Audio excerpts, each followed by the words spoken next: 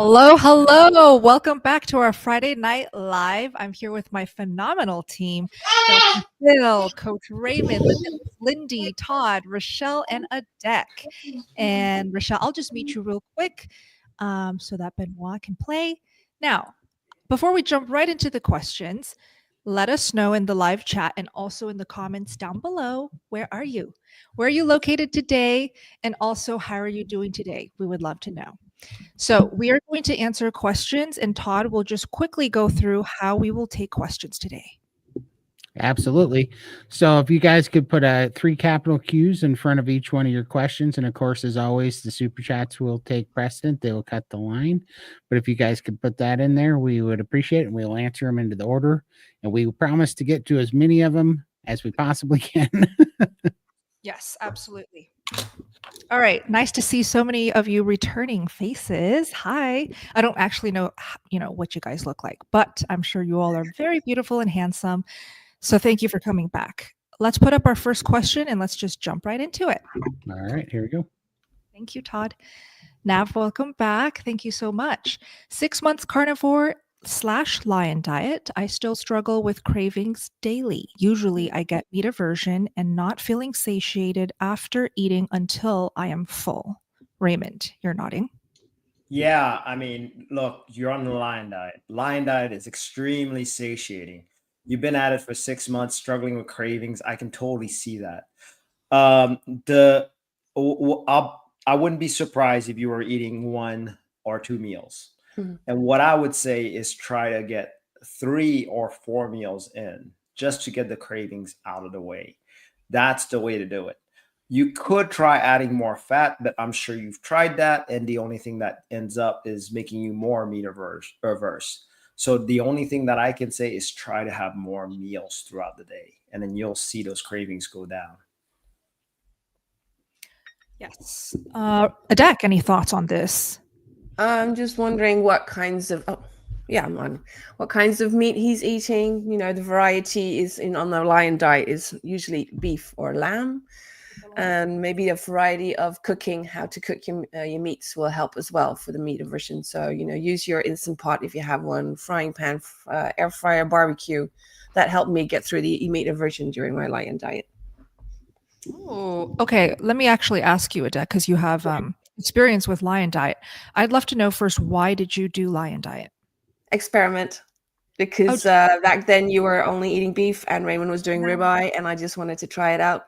You told me ditch the eggs, just do it, and then I did it. So that's how it started. Yeah, definitely good choice. I definitely got inspired by Raymond because I met him 5 years ago. He was on this crazy ribeye only diet because he learned it from Charlene and Joe Anderson, and they are some of the biggest OGs in the carnivore community. And then I was like, I don't think I can only do ribeye because I need more variety. So I did flank and beef short ribs, ribeye, ground beef, just all the different types of beef. And then Adek went ahead and did lion diet because she was curious. Yes. I ask this because with lion diet, you're asking for more restriction. And the purpose behind lion diet is usually because you're curious enough to see if restricting a little bit more in the variety of your carnivore foods will bring extra benefits. And for me, I was curious to see if it would bring extra skin healing. So I think I want to say like 7 to 9 months into my carnivore journey, and skin was the slowest to heal for me. So that's why I cleaned up a little bit more. So I just want to share that with lion diet, no way do you have to do it. Like, you don't even have to consider it if that stresses you out. But if you do need lion diet for healing, play around with the temperature of your meat, because that really helped me. Not just hot, not just melted. Eat it the next day, cold, straight out of the fridge, room temp. That actually brings a lot of variety. Richelle?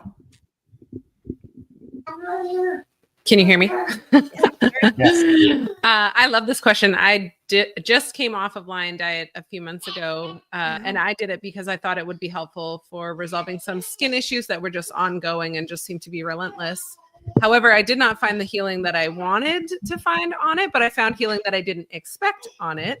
And what I found is that it reset my leptin and ghrelin, so my hunger and satiety signals, to the point where I started under eating for the first time in my entire life, Yeah. and for the first time on carnivore as well. So if you're finding that you're having a meat aversion, it could just be like the suppression that's happening to those hunger and satiety signals as well, because the food is boring. Like when it's boring. It's really boring. And you realize how often you actually eat when you're bored instead of eating when you're hungry, which I think could be contributing to that as well. So for you, like, you know, the gal shared, if it's not for an autoimmune condition, it might be an option if you're able to slowly reintroduce certain things back into your diet, just to give you a little bit more variety and to try and mitigate that aversion. Great tips. Thank you, Richelle. For now, we'll keep moving on. And Nav, if you have extra details, feel free to put it in the live chat. We'll circle back. Thank you. All right. Thank you for the super chat. We want to thank Sandra for joining. Appreciate All you so much. right. Great. And then the other thing here is, let's see, I'm going to toggle this off. So the next one actually came through Instagram here. So I'm just going to read it out because it was in the queue because we can't put it on the screen. But it's this is Haley Mershiff. What carnivore snacks do you have if you crave anything sweet? Can I have dates? Thank you. Yum.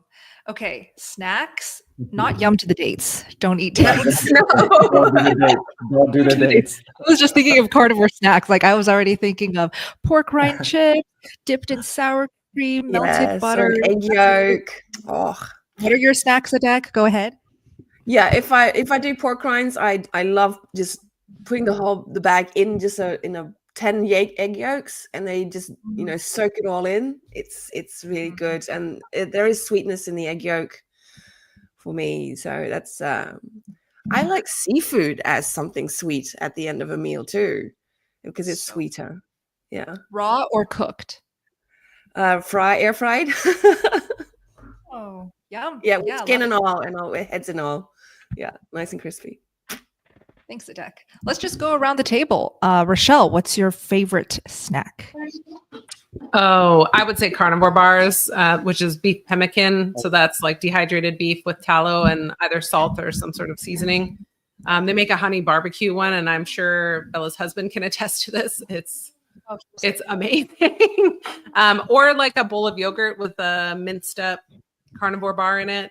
I really like that. I'm kind of a lady of simple taste that way, but yogurt or homemade ice cream with just cream and egg yolks.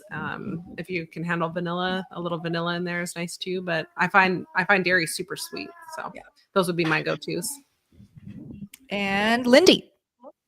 Oh, I guess I'm the odd one out because I don't snack. I just eat my meals. If I snack, it creates bad habits for me, and I don't need that. So sorry, I can't help it. They say the brown butter bites, people say they're really good for a snack. But for me personally, I don't snack. Thank you. Good for you. Todd. I don't snack too much either, but I do like the chomps, the meat sticks, or if I'm making something, I like to make carnivore quiche muffins, kind of. Oh, nice. So you take I just take like prosciutto, put it in the bottom of a muffin tin, and then I make a egg and meat and cheese mixture, and I usually put some pickled jalapenos in it, and then I bake those, and they're little tiny muffins with a crispy prosciutto-y bacon bottom on them, and those are pretty snacky. Yeah. Sure. Dr. Phil, what are your go-to snacks? Used to be pork rinds, but I don't eat them anymore. So I'm kind of like Lindy. I if I want a snack, I'll usually eat a ground beef patty.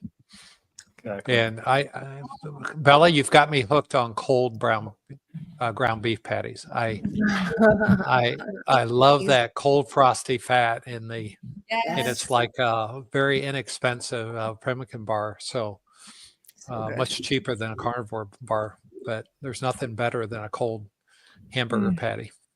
Agreed. Raymond.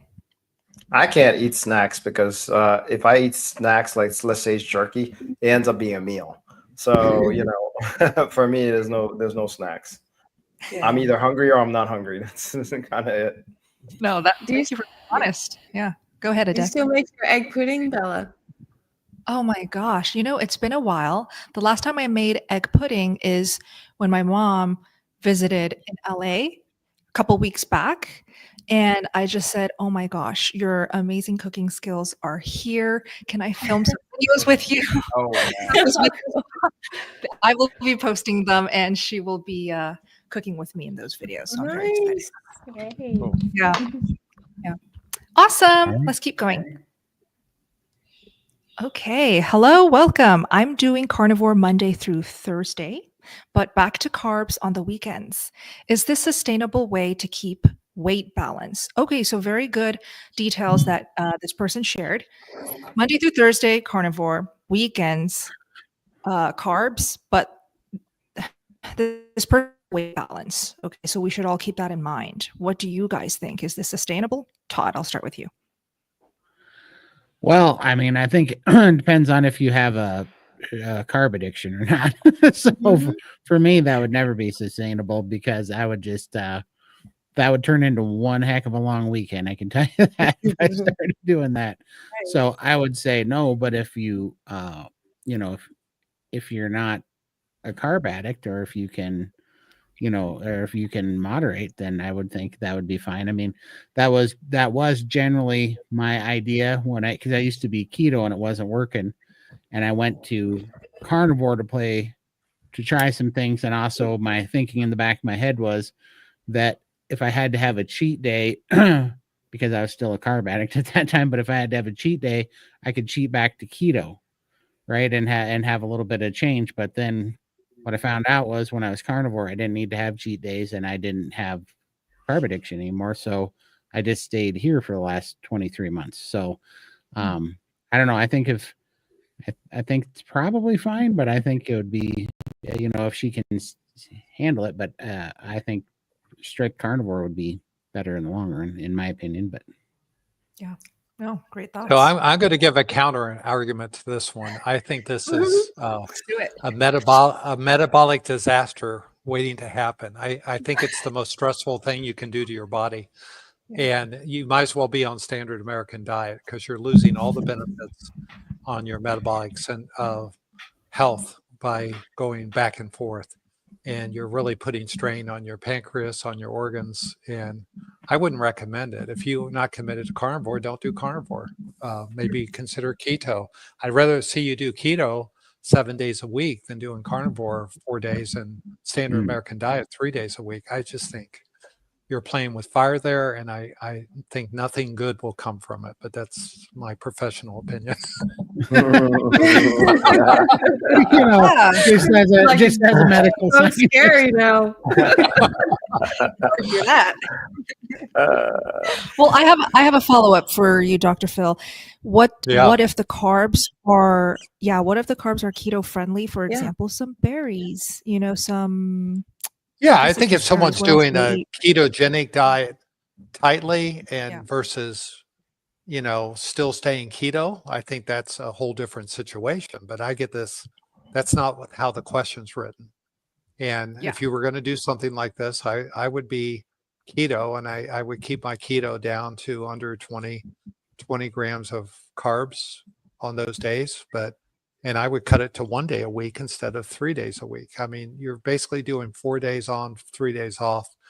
And, this is a really loaded question. And metabolically, I think it creates havoc with your adrenal gland, your pancreas, and your gallbladder. And I just think it's not a good pathway for health. I wouldn't recommend it.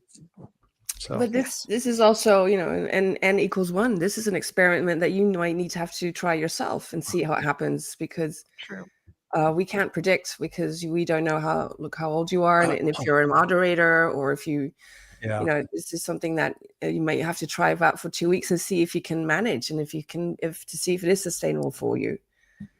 I think you're just being kind, Adek. Walking off a cliff is still walking off a cliff. Right. Yeah, my question would be, what stops you from trying to do it every day of the week? That would be my question. Is it like a fear thing? Is it a preparation thing? Is it, what society tells you? Like, let us know how we can help you with that, because we answer further questions around that.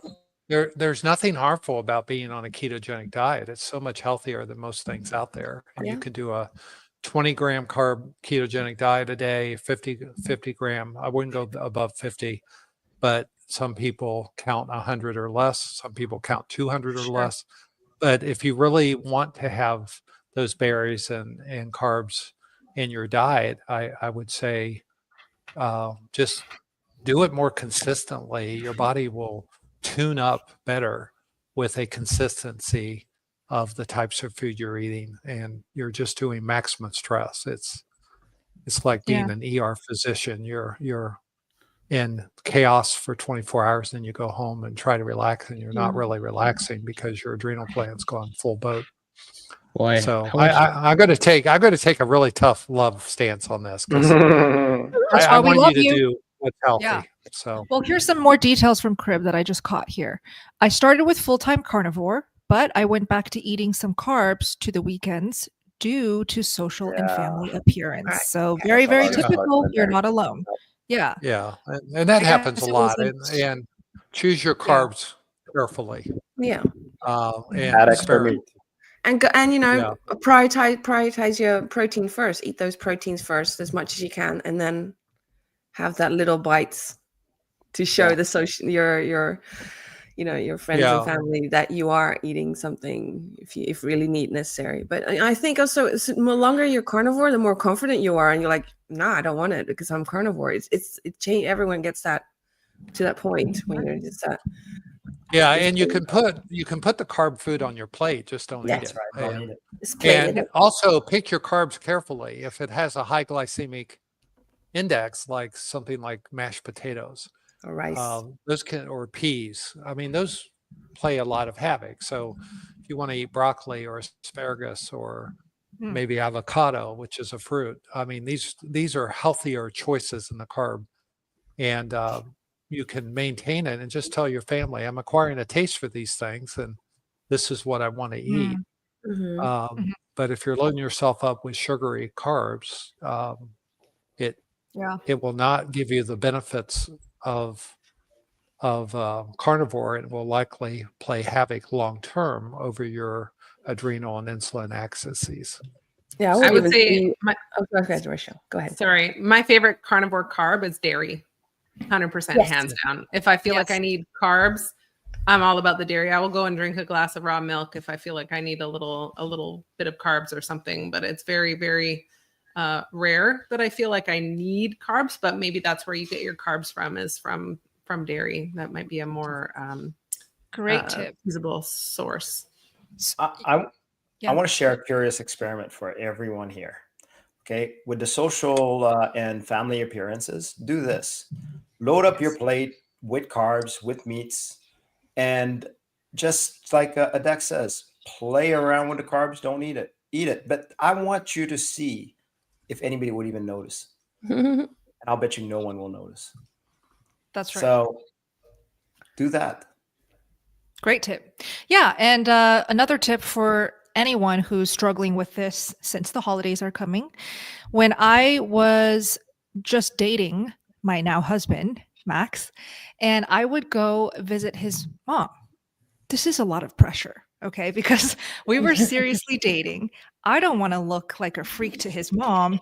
I want his mom to love me and have a good impression. So what I did to be as respectful and kind was I brought my own food and I also cooked for her. So that really says a lot.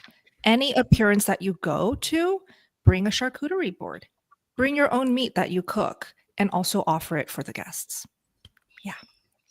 Love it. Let's keep going. Oh, okay. So a follow-up from Nav. Thoughts on fermented dairy like yogurt or kefir? Who here eats yogurt or kefir? I do yogurt. Okay. And so, I was going to say, you should answer about the kefir, Bella, because you're the kefir queen. Right. Now, right. real quick, everybody in the live chat, just help me clarify here, because I get comments every time I say kefir that I'm saying it wrong, but then when I say kefir, that I'm saying it wrong. So why don't you share with me in the live chat how it is supposed to be said? But I drink kefir every day, and it's really helped me and like my personal muscle building goals. And I'm not trying to look super buff or like a bodybuilder at all. My goal is to just feel stronger. And I know that like by working towards weight lifting and using dumbbells or going to the gym whenever I feel like it consistently, then this is really going to help me feel stronger and get healthier. And Kefir has really helped me feel like I can support these workouts. So personally, I have no issues with fermented dairy, especially if it is raw, unpasteurized. Richelle? I don't have much experience with kefir, however you say it. I actually haven't found it where I am in Texas, but raw dairy, I have access to raw dairy where I am here in Texas, and I go to town on my dairy. I make my own yogurt. I can make my own sour cream. I've made my own cheese before.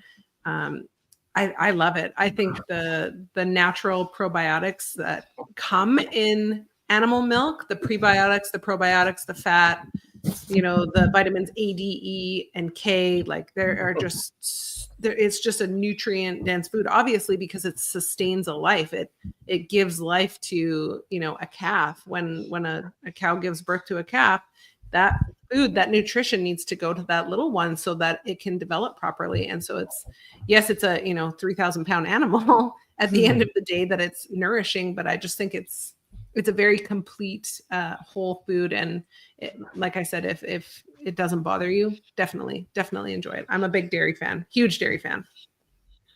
Yes. Raymond? I agree with Richelle there on that. So that I do have lactose intolerance, so I should be avoiding dairy.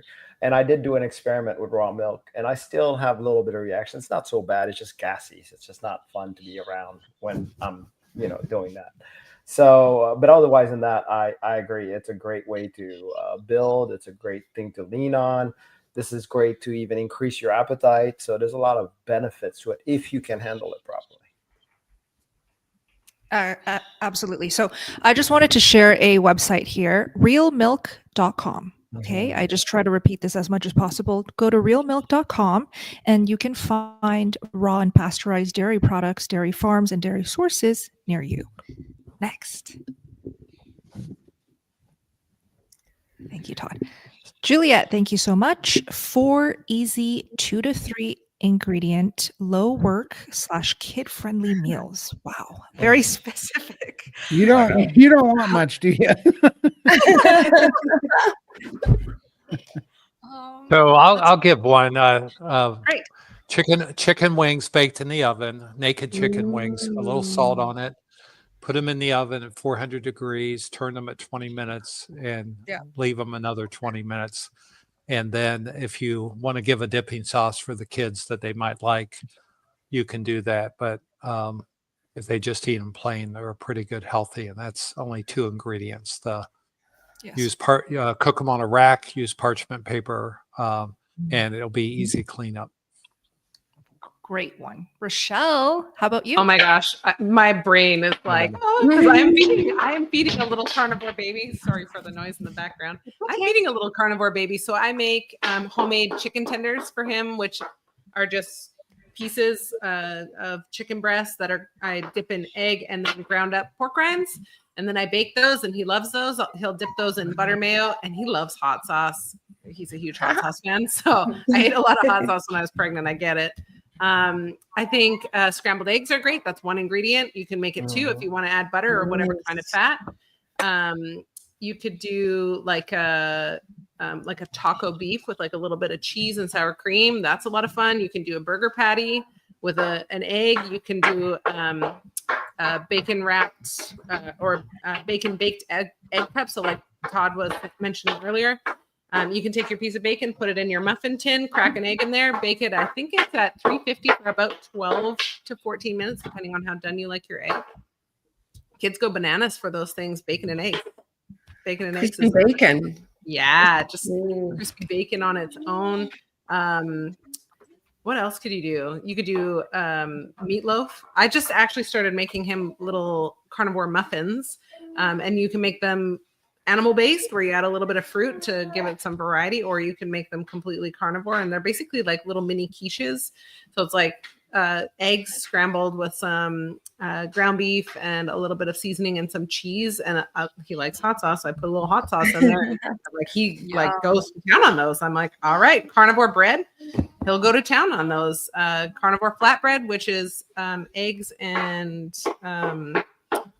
cottage cheese whipped up in your food processor. That's a great one. I know you only asked for 4, but you're asking a lady who makes recipes every single day. Like there are so many different recipes. 888 cake is great. 8 ounces of butter, cream cheese, and 8 eggs. 8, 8, and 8, and you put that in your blender, pour it in a greased pan or a lined pan, bake that up. You can make little mini muffins out of that. The kids go crazy for them. You can make it into pancakes, whatever. There's tons of options. Bravo. Thank you, Richelle, for all of the ideas. Yes? Did you want to say something, Phil? It's hard to I just want to add a couple more. Make individual little frittatas with egg, aged cheese, shredded, and bacon, and you make them in silicone or muffin tins. And the other is cook a ribeye, slice it really thin, roll it up with paint it with cream cheese, and then roll the slices up. Put a toothpick from it, and it's a cream cheese ribeye steak pinwheel. Nice. It's a great appetizer for a charcuterie tray. I like that. Sounds real good. Great. Hopefully those are enough ideas. I'll also drop my recipes playlist. All of my recipes I've posted in one place in the live chat. All right. And David sent us a super chat. Hi, David. Thanks, David. Then know followed David. up with this. Awesome. Okay. David says, for people over 65 years old, I read that we do not absorb nutrients as well when younger. Oh. Should I eat 3 times a day to get more nutrients absorbed versus OMAD? I think he means as well as when you're younger, right? Yeah, he just says you just don't absorb nutrients, and it's true. I really believe that. But Dr. Phil would know all the ins and outs of that. What do you think? Well, it depends. I mean, it depends on how metabolically healthy your gut is, right?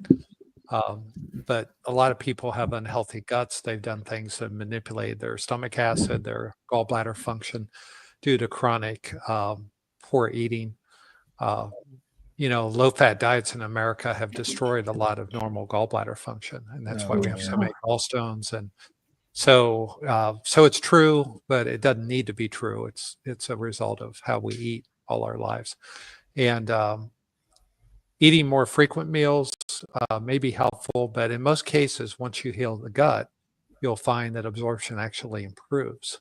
But you have to create an environment that's conducive for the bowel to function more normally. We see a lot of people in the community that have GERD, which is reflux of stomach acid. They have very low stomach acid, so they don't digest protein well. They have gallbladder sludge or stones, or they've had their gallbladder taken out. Their pancreas is inflamed and isn't releasing as much enzymes to digest your food. And some people have amylase deficiencies because their saliva dries up due to autoimmune diseases like Sjogren's syndrome. So we have all these factors that come together, but eating fatty meats, starting slow, maybe some people need to eat 6 meals a day. And usually within 3 to 6 months, people's digestive tract actually gets healthier, and probably 80% of these problems resolve and you get better. But some people do need to supplement with digestive enzymes, such as lipase or proteases. Some need to take additional acid like apple cider vinegar to help. But in most cases, if you just eat smaller meals and stay consistent eating fatty meats, your intestinal tract will improve, your biome will improve, and your digestion will improve. And I saw in there was a question about diverticulosis, so we might as well address this because it's the other end. And Raymond, you're kind of the model for diverticulitis and diverticulosis, so maybe you could address that too. It's painful. It's not very good. But no, I can definitely tell because I don't get flare-ups hardly ever. I still get the feeling like I know it's there, so it's not like gone away. But obviously, that must mean, well, in my mind, because I didn't get rescanned or anything like that, but in my mind, it must have at least the pockets aren't as deep or however. So, but stuff does still get stuck there every now and then. But again, it just moves right through afterwards. So I don't know what's causing that. It's been a miracle for me, though. Just getting away from the pain. That's all I cared about. Okay. All right. Perfect. Thank you, Michael. Can I eat lean meat and drink heavy cream for my fat intake? Heavy cream helps me with my sweet tooth, and I have a hard time eating meat fat. Okay. Yeah. Sweet tooth.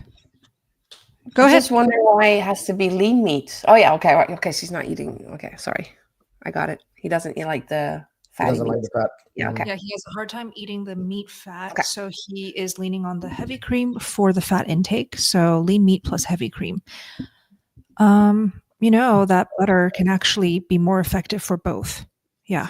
Butter is not only a pure fat, it is much more satiating, and it's probably not going to trigger your sweet tooth like heavy cream usually does. For a lot of carnivores, maybe not for you, but try it out. Yeah, try out butter for sure. Richelle, any ideas? Yeah, if you don't like the taste of animal fat, you might want to just use this as a bridging opportunity. While you may be able to tolerate the lean meats and the heavy cream now, I love what Bella is saying about the butter. I think that that's a very good option. You could try ghee. You could also try trimming off the fat and then air frying it and just see if the texture changes enough for you. I'm not sure if you're the type of person who finds bacon too fatty, but you could like slowly introduce it, like, you know, cook your bacon to crisp and then the next time a little less crisp and like cut it up and like use it in something just to kind of get you used to that. You could do chicken skins. You can air fry chicken skins because then they're crispy. They don't taste like fat. And they're also full of collagen and other minerals. Egg yolks. Egg yolks, Yeah, egg yolks would be another great one. If you like egg yolks, you could do like an egg yolk pudding. Bella's got a recipe for that, and it's amazing. I'm just thinking like to get that sweet tooth gone, eating enough fat is definitely going to be helpful for that. And I agree with Bella, like keeping the heavy cream in is probably going to keep that sweet tooth alive. You could also try changing the butter, like we talked about browned butter bites earlier. So that's where you cook the butter and it starts to turn brown. It starts to caramelize. And that for some people is like the most amazing dessert ever. So just some options for you to kind of consider, and hopefully that's helpful. Yes. Okay. I wonder how many of us avoid heavy cream. It inflames me a lot, and I love it, but I pay a price when I have it. So I see a lot of people in the chat that have osteoarthritis, psoriasis, and I just say usually those folks have to eliminate dairy completely.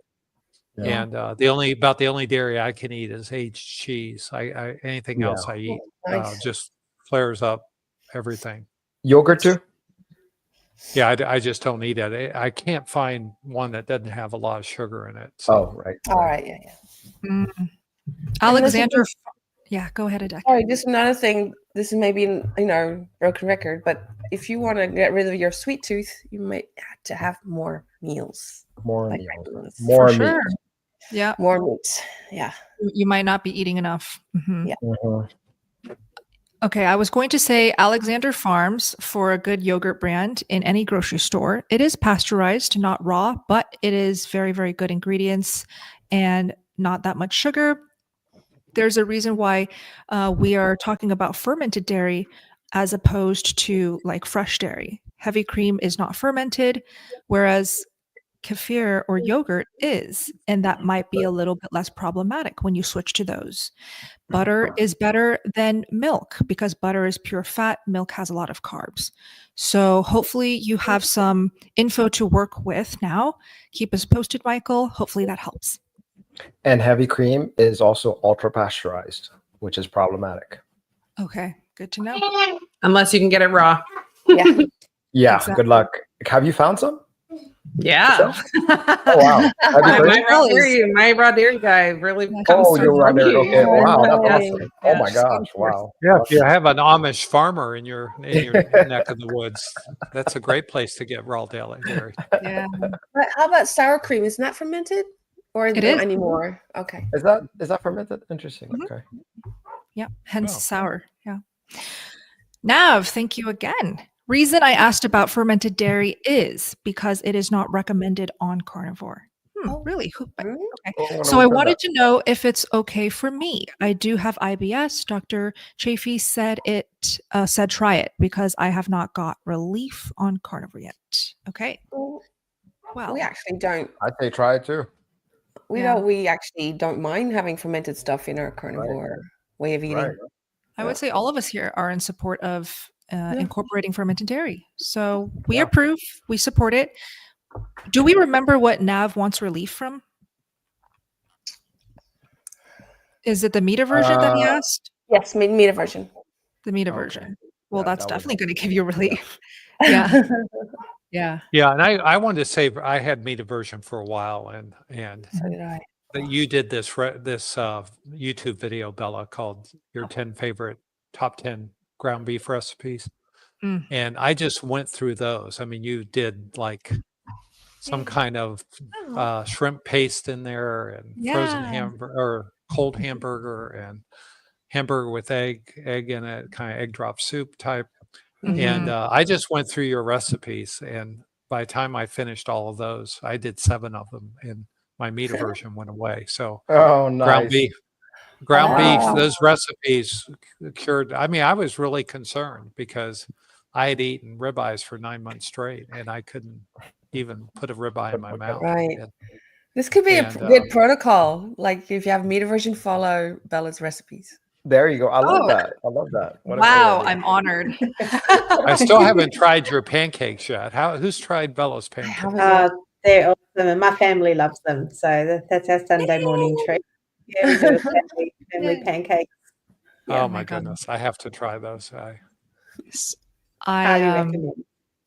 thank you, Lindy. So I get a lot of story tags over on Instagram of people trying out my recipes, and it used to be the most popular story tags that I would get tagged in. It used to be egg pudding, my mama's egg pudding.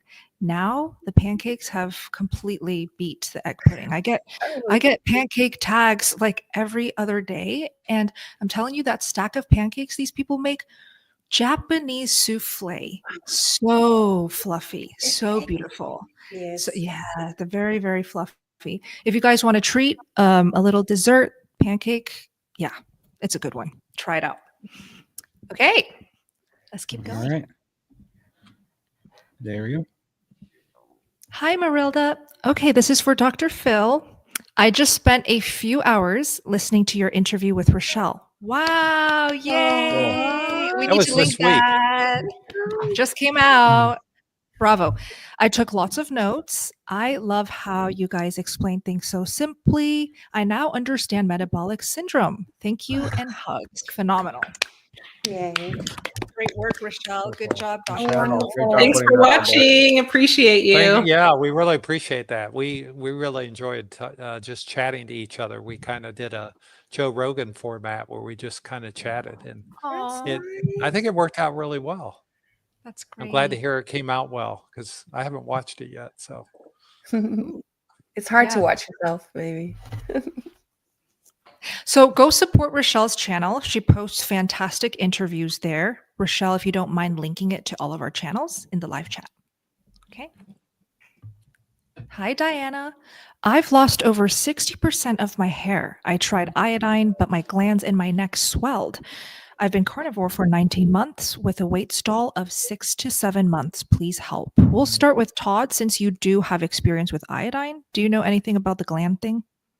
I don't. Especially not hair related. So my hair actually came back or started growing the most when I started eating a lot. Eating a lot more and priming, and then especially when I did the 2-to-1 fat to protein ratio, that's when my hair started growing back. I didn't notice any difference with the hair when I took the iodine though, but I did notice it when I did Raymond's priming and was eating a whole lot of beef a day for a long time. That was when it really came back. Yeah. Okay. Thank you for your thoughts. Let me pass it off to Phil. Dr. Phil, if you don't mind. Yeah, I honestly, I'm trying to connect all this hair loss and swollen glands in the neck, and I'm not necessarily connecting that to the iodine. So I'm not quite understanding what's going on with you. Usually hair loss occurs after some event in your life. If you've been carnivore for 19 months, I guess I'm worried that you've had some event. Do you have a cat? Because a lot of people have cats and they get cat scratch fever, and they think that's a song by Ted Nugent, but it's actually a real condition that causes lymph gland swelling. And it's an infection. And if you do have cats, I would be concerned about that. It's something that's treated with a 14-day course of tetracycline. And if you don't have cats, I would probably see your doctor, because I don't like swollen glands in your neck. They usually indicate something's going on, and I can't think of anything carnivore or iodine related that would cause that. So I'd be thinking about low-grade infections. And I'd also want to know the condition of your scalp. So I wouldn't relate it to the iodine necessarily. Richelle has a comment. Yeah, go ahead.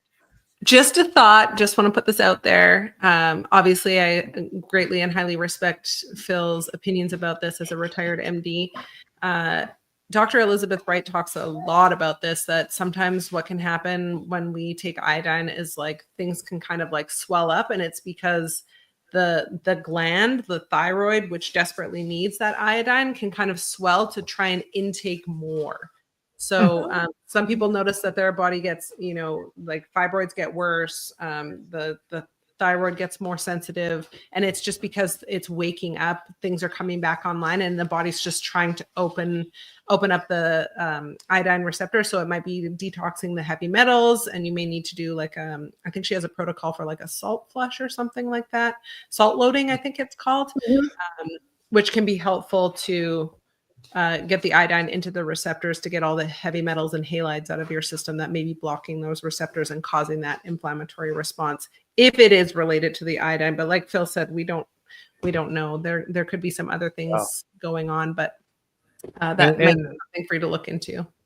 Yeah, and the thyroid is right here at the front of your neck. So she would be talking swelling here. If you're talking swelling in your what's called your cervical lymph nodes under your jaw or here, that wouldn't be from the iodine. But you're absolutely right with the thyroid responsiveness, because you're absolutely right on that. But when I hear glands in the neck, I think more of swelling in the sides of the neck. So, and that wouldn't be related to thyroid.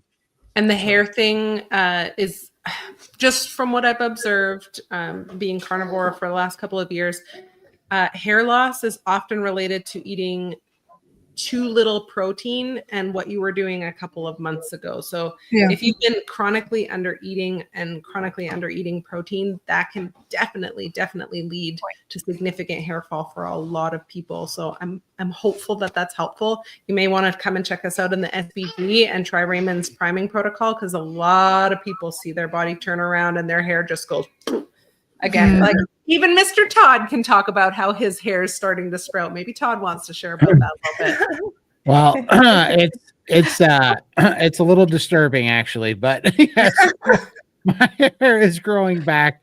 It's just I've been bald since I was 18 years old, so now I look like one of those Mattel dolls or something that went through a house fire.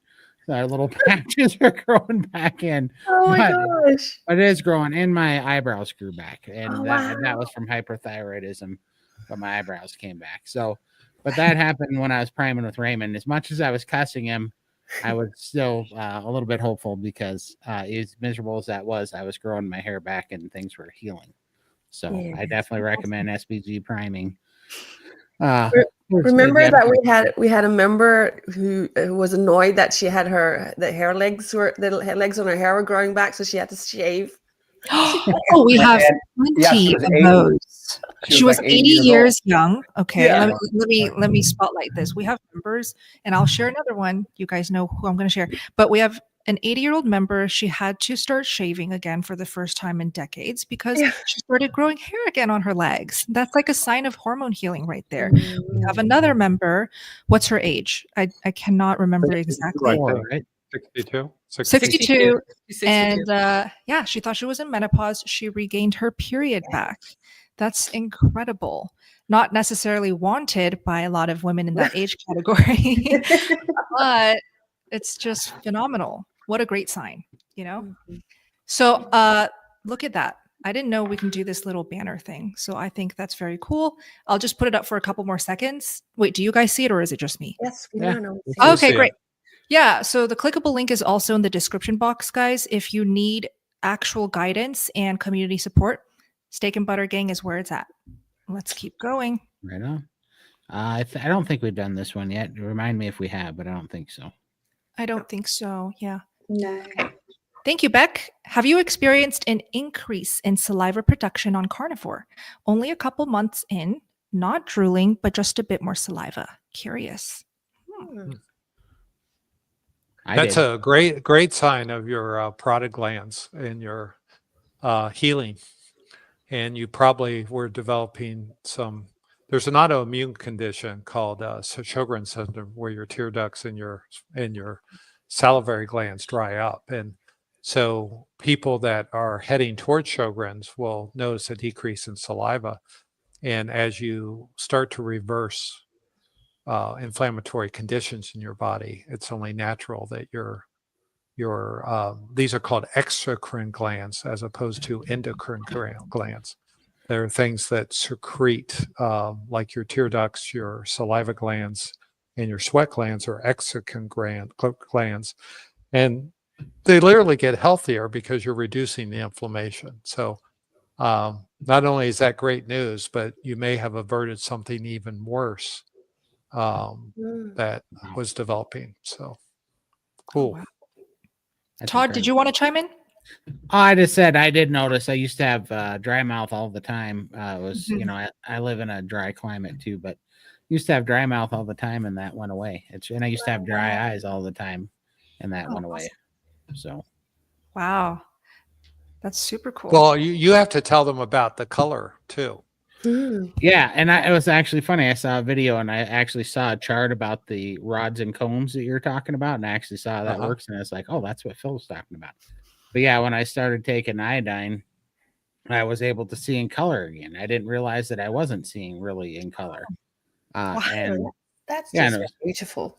Yeah, your cones, which are your color receptors, are iodine dependent. So your rods, which pick up the intensity of the light. So as you lose, that is mediated through a chemical called rhodopsin that does not have iodine in it.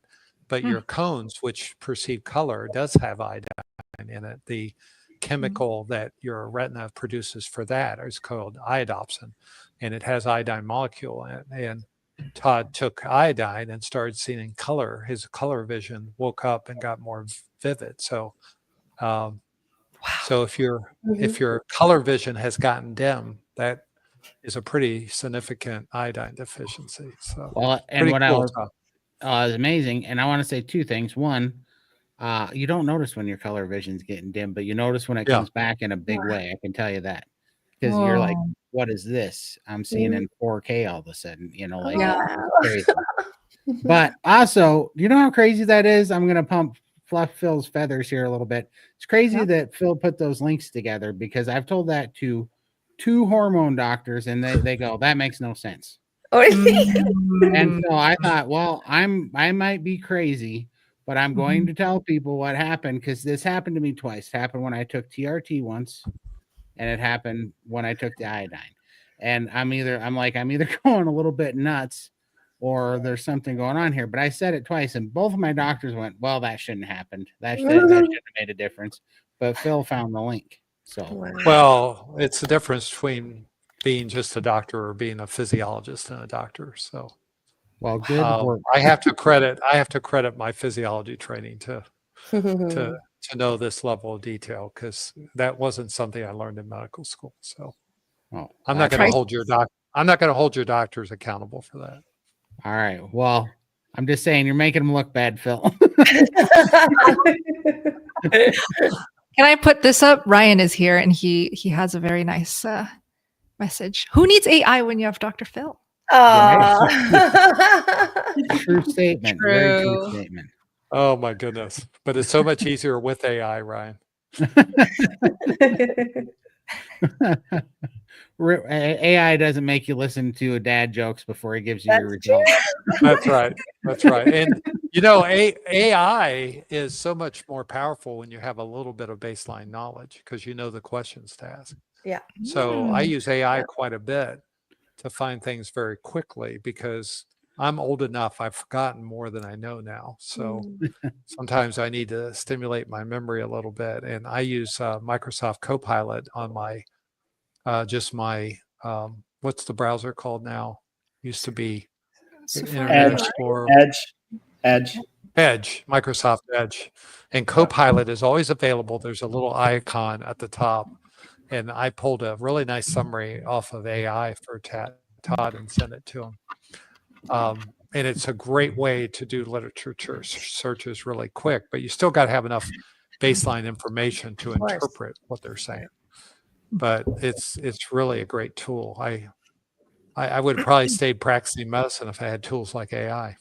Amazing. I actually was a speaker at the first medical AI conference ever.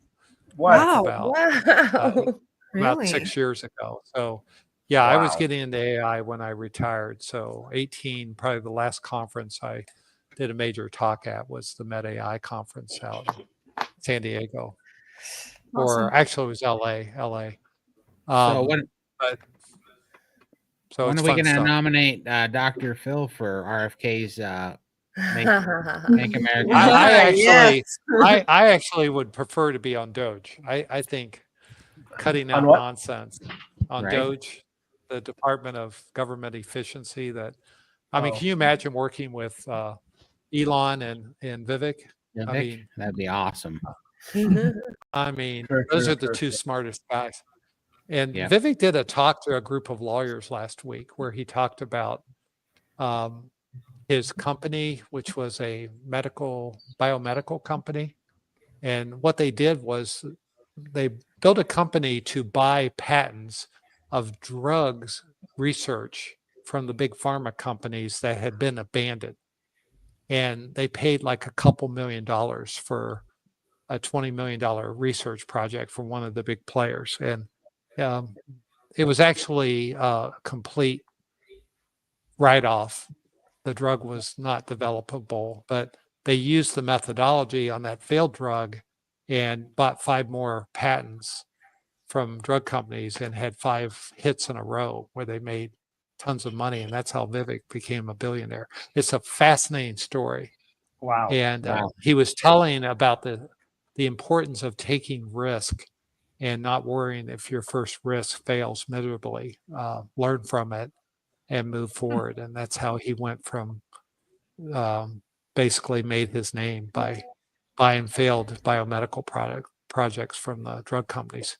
Because he said they have these niches, and when a niche hits, they shift all their research and go with this new niche. Like years ago, it was the statin. So everyone converted everything to statin research. And then it was Alzheimer's research. And everybody was putting money in Alzheimer's. It's like the drug companies chase acorns like squirrels do. So there's a new shiny object over here. So they shift all this money over and they abandon these existing projects. And he bought them up for pennies on a dollar. So anyway, that's what we should do. We should find opportunities to take nutritional companies and reinvent them. Love that. That's awesome. Let's see. I want to say one thing real quick. Am I correct in saying we have about another hour left? I just want to make sure. Yeah, Todd, thanks for that. So Dr. Chafee's coming at 6 p.m. Pacific. So that is in an hour and a half from now. Okay, so maybe an hour and 15 minutes. I just want to give a heads up because when we get down there, I see we're getting a bunch of super chats. I don't want people to put in super chats that we can't answer. So we've got a full hour, so we're good. Okay, perfect. So Todd is saying Dr. Phil put a lid on it. No, not at all. But on that, I don't know if you guys saw this. I put it in the chew earlier today, but so I was going to present this screen real quick. Did you see this, Bella? Oh, What is this? yeah. Sean put this on his Instagram. It says, breaking: controversial carnivore doctor tapped to lead a newly created department of beef-based excellence. And that's Is that real? That's Is that real? I think it is real. I saw that on his post. It's in Reuters. Right. Wow. If that's real, that's incredible. Wait, Yeah, that's what I was gonna say. If that's real, so that's cool. incredible. Yeah. Okay, I so- have a really funny story about this. So my husband and I, we used to be competitive bodybuilders, and in 2019, we decided to go to the Olympia, Mr. Olympia competition in Las Vegas, and the chef of the White House was there. And I ran up to him and I was like, "Oh my gosh!" I'm like, "You're the chef of the White House." I was like, "Please tell me, what is Donald Trump's favorite thing to eat?" And he was like, a hamburger. And I was like, "Okay, that's my favorite food at the time. Still is. Burger patties are amazing." And I was like, "Well, like, does he like anything else?" And he's like, "No, he just likes hamburgers. But the thing is he likes them well done." And I was like, "What do you mean well done?" And he was like, "Well done." Like, it has to be like almost charred. And I was like, "Oh, that's a bummer." I was like, "I bet you that guy's never had a rare steak, but maybe he has. I don't know." But I just thought it was funny, and I just wanted to share. Yeah, well, that's why he got a job at McDonald's, right? For the hamburgers. Exactly. Exactly. Yeah, That's crazy. You know what? Actually, Max is hanging out with Sean right now. Can you just tell me what is that company called? Reuters. Reuters. It's a news Okay, company. let me just tell him to ask him right now. And then we can confirm. Yay. Okay. Hi, Isabel. Thank you. Started in 2018, lots of salt, lowered intake because water retention. Then I cut salt, but still bloated, took potassium, no help. How much water and salt do you guys have? Okay. I guess we go around the table and just share different approaches here. Dr. Phil, you start. Well, first off, I'd want to know a little bit more about water retention, because a lot of water retention is actually a condition called lymphedema. And actually, Lindy is kind of our resident lymphedema person. She has a lot to offer on there, because most fluid retention is not due to salt intake. It's actually due to lymphatic obstruction or stasis. And we have a lot of strategies in the gang that we share with people, and Lindy's kind of our spokesmodel for that. I only salt my meat right before I cook it, or if I'm going to dry brine it, I salt meat and put it in the refrigerator for 24 to 72 hours on a wire rack, and I don't add any additional salt. So that's kind of my routine. I don't take any supplemental electrolytes. I did for a while, but I started getting more cramps, and so I cut back on Raymond's advice and stopped taking the supplemental electrolytes, and have done better on just a minimal amount of salt.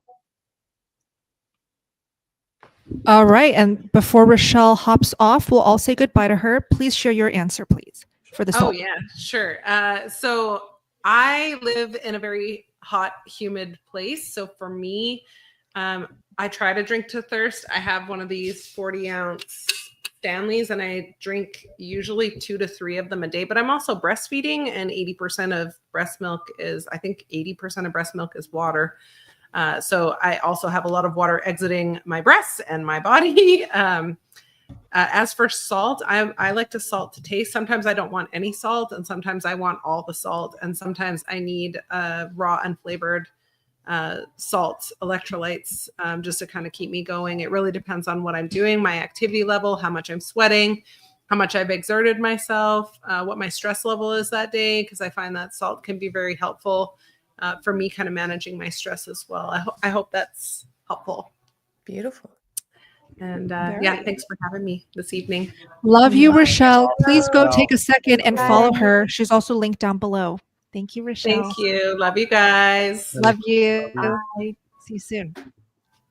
And Lindy, what's your salt intake? How do you go about it?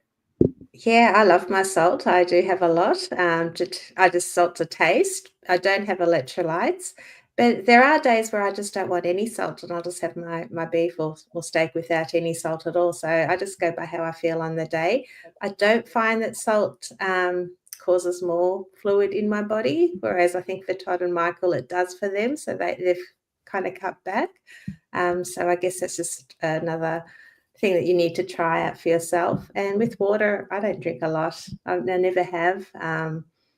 Just a sip here and there. I could go all day, not drink. So yeah, don't know. Perfect. Adek, how about you? I forget to salt, so no salt, I guess. I don't miss it anymore. And I drink only after my meal, maybe a cup of hot water, maybe 2. That's it. I don't drink the whole day either, like Lindy. Raymond. Yeah, so I don't salt my steak either, but I do have some salted cheese.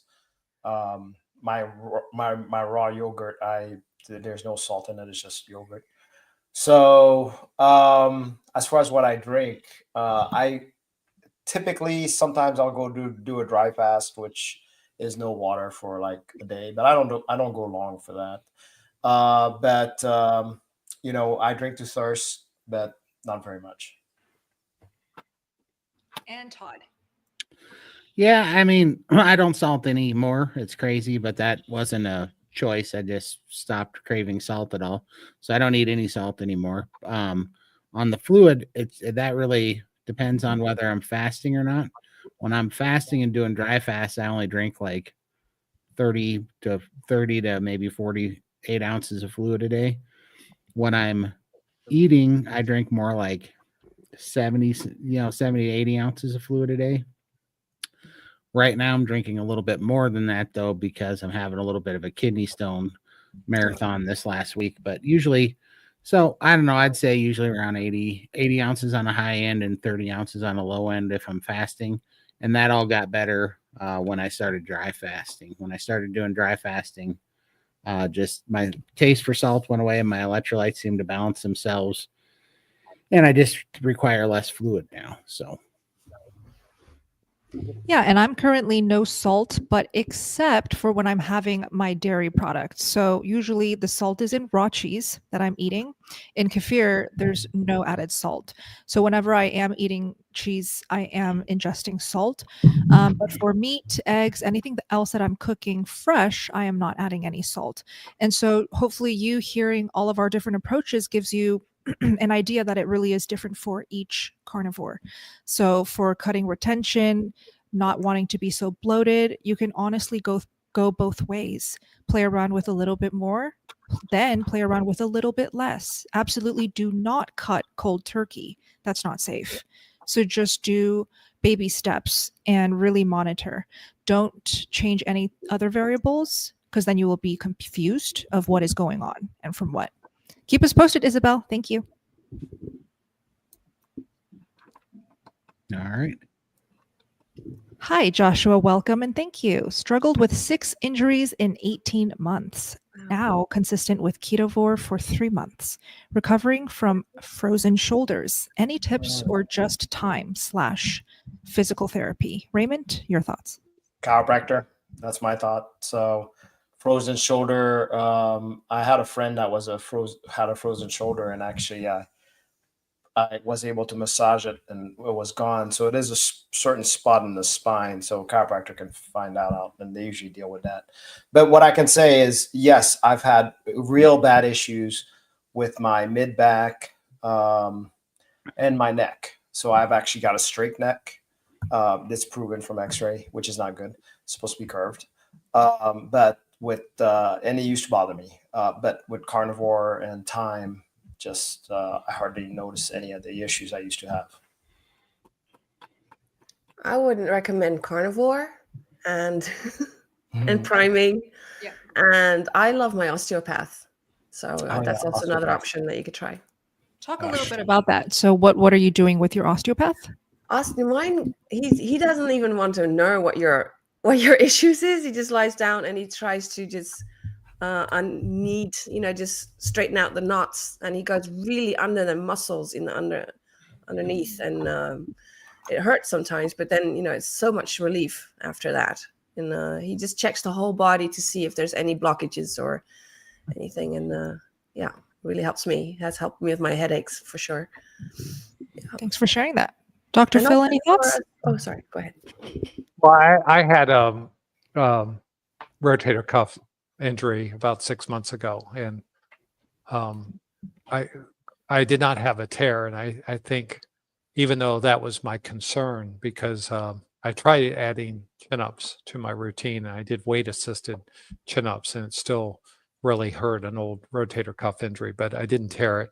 And I went to PT for 6 weeks, got some home exercises, and did them every day. So I think whether you go PT, chiropractic, or osteopathic, it doesn't really matter. They're all ways to get the shoulder moving. But the most important thing with frozen shoulders is to avoid them. And you get them when you hold your shoulder without moving because you're in pain. And you get actual adhesions within the capsule of the shoulder joint.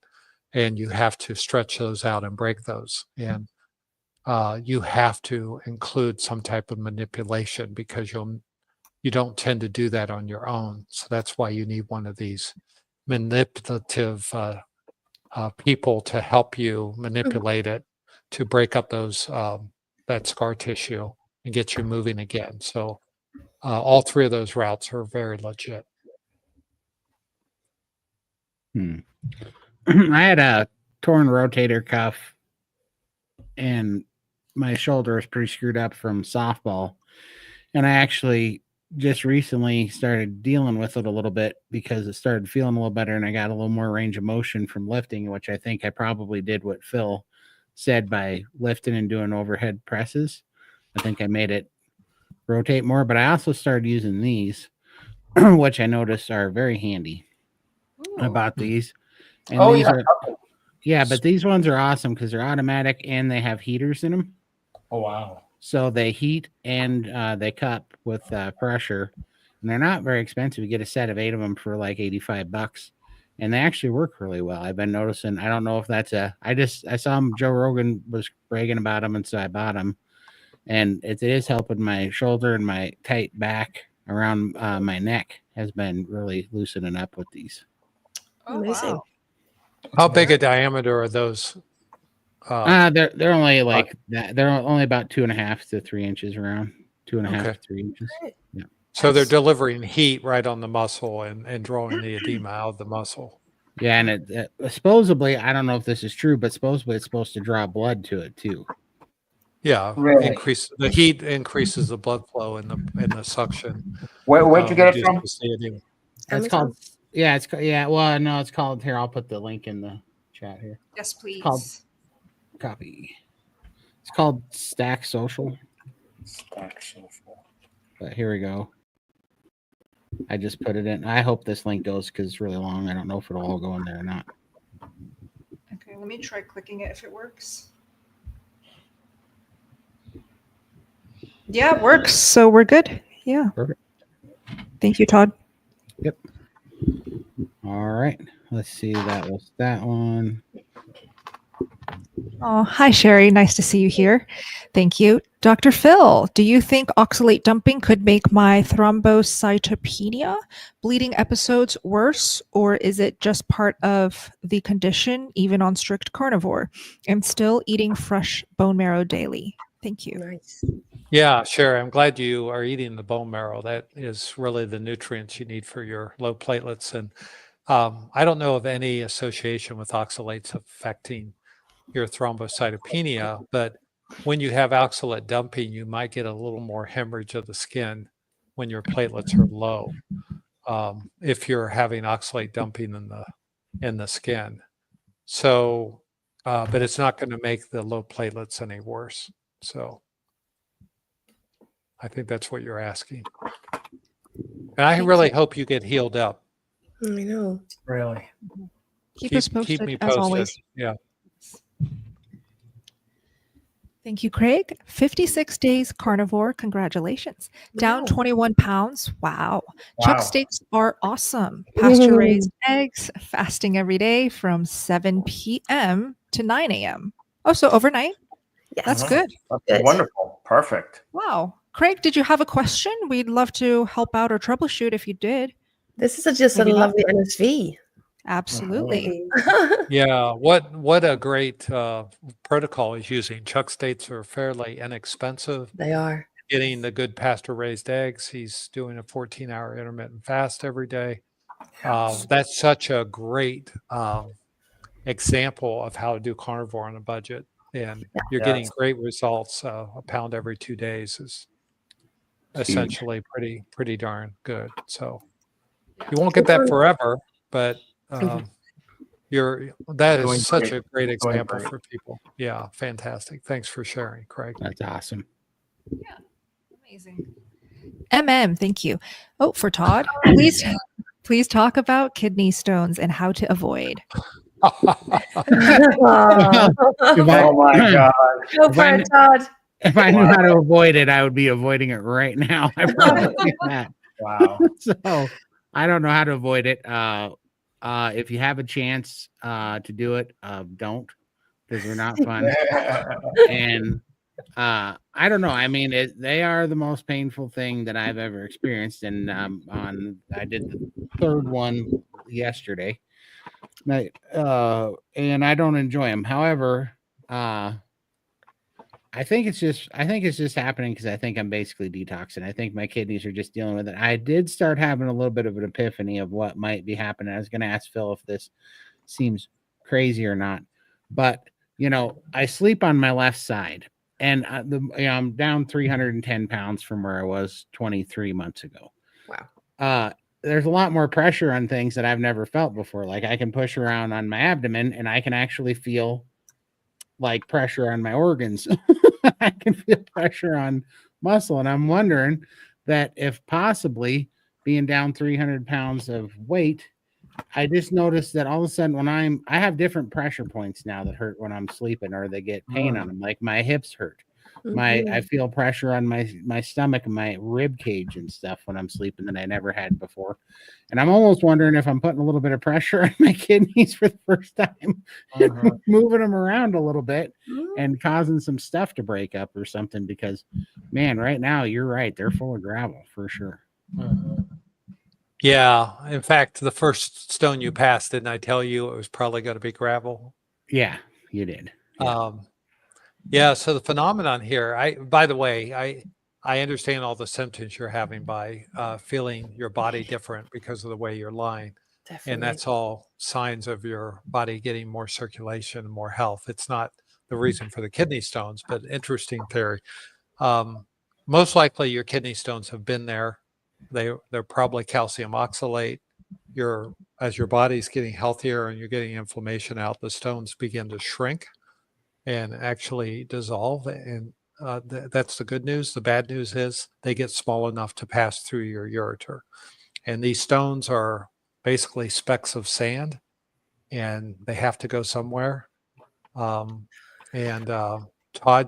you want to describe what one of them looks like, since you saw one of them? Yeah, I couldn't even believe it was it. But I mean, it's like it's about the size of a pencil lead, like a tiny little shave off of a number 2 pencil lead is all it is. It feels like it's a white hot ball bearing the size of a golf ball covered in shards of glass dipped in battery acid is what it feels like. But it's not. Yeah, think of it as an asteroid the size of a grain of sand. So it's very ragged edges, but it's very, very tiny. The ureter is very, very small. Yeah. And so you have this intense contraction of the ureter trying to move that stone out. And that's what causes the pain. And you get release of substances called prostaglandins, which cause even more contraction as you're trying to, which may tighten up the ureter and make it harder for the stone. So I told Todd we use a drug called indomethacin or Indocin, and we use that to block the prostaglandins. It's kind of related to aspirin, type of drug, and it's works really well for kidney stones to get the ureter relaxed a little. Once it passes from the ureter, which is a connection between the bladder and the kidney, it goes into the bladder, and then it passes through your urethra into the outside. But the urethra is about 4 times bigger than the ureter. So if it's made it into the bladder, it's going to pass through the last channel pretty easy. But they're very, very painful. And this is the price we pay for our eating for years and years and years. Lots of oxidants. That's a fact. It feels like your kidneys and your testicles crawled into your stomach and having a fist fight, and both of them are losing at the same time. And there's something standing on your bladder and kicking you in the back while it's going on. Oh like, my gosh. it's the craziest thing. And I always tell people it's God's revenge on guys so that we can sympathize with women in their labor. Do women not pass kidney stones? Is it just no? less common? They get kidney stones, but a lot less frequent. See, Gotcha. Yeah. So to answer the question, don't do the standard American diet as your best bet, I guess, to avoid kidney stones. Wait for that. It's those spinach salads you ate all those years. I bet, you know what I bet it was? You know what I was thinking about this, because I remember this is like 15 years ago, but I had to pull like 2 36-hour shifts at work. One time we had 2 emergency service calls, and one of them I had to drive across the end of the state. Yeah, I was living off of, at the time they were called these NOS energy drinks.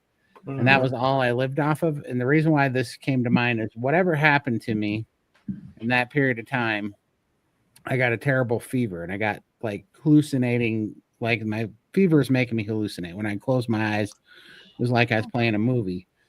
But I fought through this super high fever. But what happened after that fever and all those energy drinks was I got up and I had cold sores in my mouth from this fever, like fever sores in my mouth. I got up and I was looking in the mirror, and I had made it through all this without going to the hospital, and it was pretty bad fever. And I got up and I was standing in front of the mirror, and my throat started to swell, like you could watch it getting bigger in the mirror, and it got as big as a softball.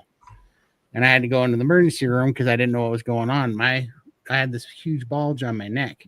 And when I went in there, the ER doctor said, "You have a plugged spit gland." That's what he told me. Spit gland. Yeah, and he prescribed me. He said it was from the fever. He asked me if I'd had a fever. He said the fever did something, and it calciumified spit in my spit gland. So your saliva gland wasn't leaking anymore. So he prescribed me lemon drops. He said that was the cure. But I was wondering if it was from all those energy drinks, if they whatever, because they're kind of like a citrus flavor. If it, I don't know if it had and it had all the energy drink calcium crap and stuff that was in them. And I drank, like 20 of them in that week to stay awake because I pulled 2 36-hour shifts. But I was wondering if it was something like that around that time. Made some deposits.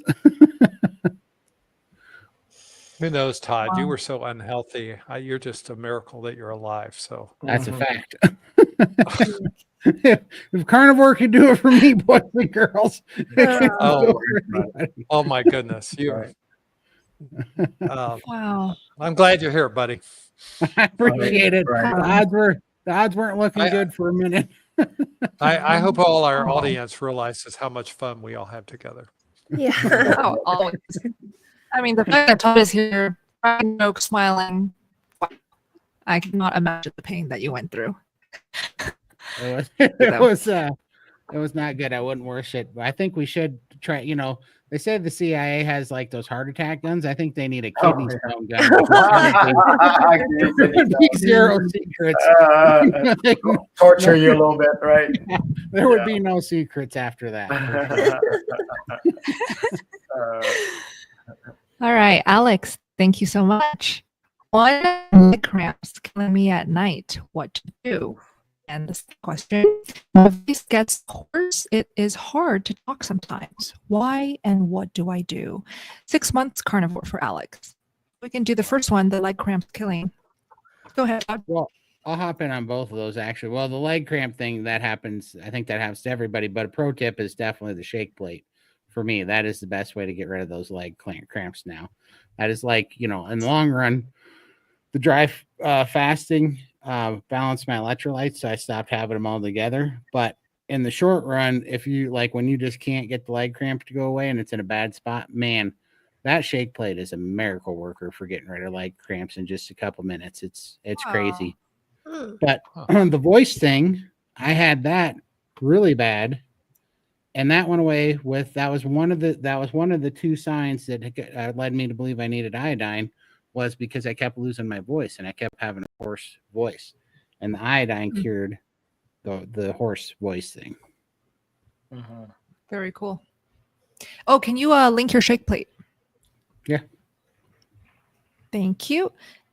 Raymond, did you want to chime in on this? Yeah. So I actually recommended one of my clients. She tried everything: a magnesium, the bath, all of it. Yeah, egg yolk. She tried all of it. And the one thing that worked was quinine. So it's just a normal supplement that they use for leg cramp. So that's your last desperate measure, a little bit of that. But the weird thing is that it didn't last.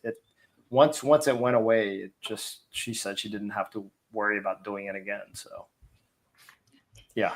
And I'm still with the mouth taping. That helped me so much. Yeah. Breathing through your nose. With the leg cramps? Yes. With the leg cramps. Your microphone, Bella, is not working very well. We already got feedback on that one. Okay. Is it better now if I'm closer or no? It might be your internet. Yeah. Yeah. Oh, okay. It's probably my internet. Yeah. All right. Okay. Hopefully that helps. Then let's keep going, I guess. Okay. Yeah. And if I'm too choppy, somebody else take over and read the questions. I don't want to mess up the Q&A. Is it choppy or no? Yeah, it's still choppy again. So okay, Phil, Lindy, you read. I've got it. Phil, Yeah. can losing big weight cause lower back pain due to reduced stability? I've had occasional sharp jolts, spine realignment. Actually, I don't think I'm the best person to answer this. Raymond, how would you answer this? I think I can kind of comment on this because so my back hurt. God, so many things went on when I was losing weight, but I don't even think it's just the fat around the spine. I think that there's something that happens. My posture was so bad, and my hips were out of alignment. My toes pointed out. My back curvature, my spine was all screwed up. And the craziest thing happened, even when I got the first 150 pounds off me, everything straightened up. It was really weird. But my posture, I don't know if it was from getting stronger. I don't know if it was from getting rid of inflammation and swelling. But that was a very sore process. That was 6 to 8 months of sore back and not sleeping well and weird pressure points and stuff. And at the end, I'm about 1.25 inches taller than I was when this happened, and everything squared up. And now I walk so much different, which I know that I would just from losing the weight, but I'm telling you, it's more than that. It's my skeletal structure is squarer, if that makes sense. My toes point straight forward where they used to point out to the side before. My hips were kind of rotated out before.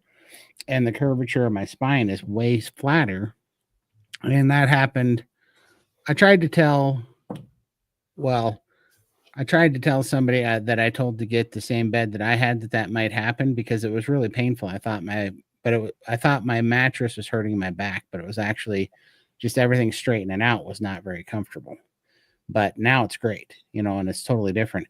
I think it's just, I've had this conversation with several people, and several people have experienced this, that their frame is just like straightening up, and it's just, they start to walk proper, Yeah, and I want to be clear that losing weight doesn't affect the stability of your spine.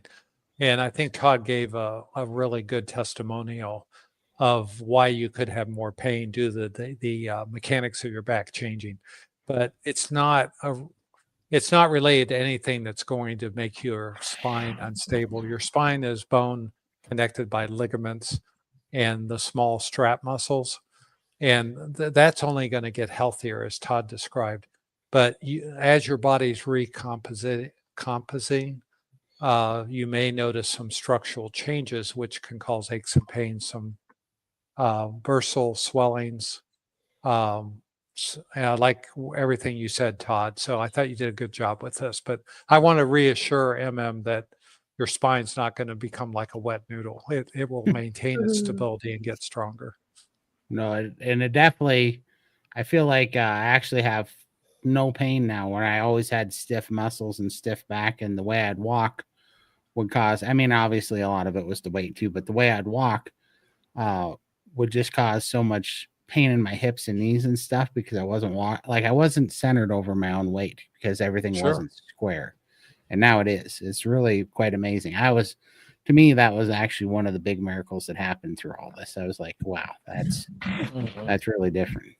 Yeah, well, your center of gravity is going to change as you lose weight and have body composition. So it's only natural that you may have to do some toning or some strengthening exercise, especially low back. So, but you shouldn't worry about being unstable. For sure. So next question. Can you guys hear me better or no? Yes. Yes. Oh, great. Says, Yeah. Oh my gosh. Braun says time to watch the the Right, fiasco. the fight. I know. Is that starting Don't now? You're gonna lose a lot of people. no spoil alerts or whatever you call them. Spoilers. Yeah. Yeah, and I found, Bella, that if you close down extra apps on your device, thank you for that. you'll get. Let me try that. I can't even pull up an Internet Edge. If I do, I hear hear all of you going choppy. So StreamYard takes a lot of bandwidth. Thank you for the tip. Okay. Okay. I love what Carnivore is doing for my body, but I don't love what it does for the smell in my apartment. How do you prevent this? Oh, that's such a great question. Yeah. I have my air fryer outside. That's literally what I do too. My air fryer is right outside. I only cook outside now. Don't cook inside. Cool. Yep. Oh, I invested in a smoker, which is outside, but I open the windows because I love the smell. So. Oh, right. That's funny. I think it's a good trade-off for less flatulence. I like it. That's right. That's great. Cooking outside, though, that's brilliant. For sure. Yeah. Unless it rains. Yeah. For sure. Todd, you got another question for us? Yep, here we come. That was the last super chat going up here now. Okay, I can read it. Would or could diverticulosis start while eating carnivore, Raymond? Well, mine started long ago before carnivore. So now, can it aggravate it initially? Yes, mine was aggravated at first as my body was getting used to it. But even then, the pain was less, but it did happen more often early on. And then later on, it just started kind of slowly fading out. But that's my experience. Have you worked with any clients or seen any members who've had diverticulosis start while eating carnivore? I have actually. There's this one lady that seemed to start it beforehand, but I really think that she had it. She even suspected that she's had it before, and she doesn't really attribute it to carnivore, but it's still. I don't think it does, but Dr. Phil, he's the person to answer that. Well, I think we have to look at the heavy anecdotal information that we see in the carnivore community at large, not just in SBG, but when you watch all the influencers and interview a lot of people with inflammatory bowel disease, which is Crohn's disease and ulcerative colitis. That's the definition of the inflammatory bowel diseases. Diverticulosis, and they all get better when it's just kind of rule of thumb. They go into remission and reverse and sometimes heal completely when they go carnivore. So diverticulosis is a breakdown of the wall of the large intestine, which causes pouches to form in the intestine. And even though it's not inflammatory, it's a defect in the normal tissue of your bowel. And then when it gets inflamed, or infected, it's called diverticulitis. When those little pouches get plugged and literally cause an infection or inflammation. So theoretically, I would think years ago, we used to say diverticulosis is due to lack of fiber in the diet. And we really have found that the fiber theory was more anecdotal than anything.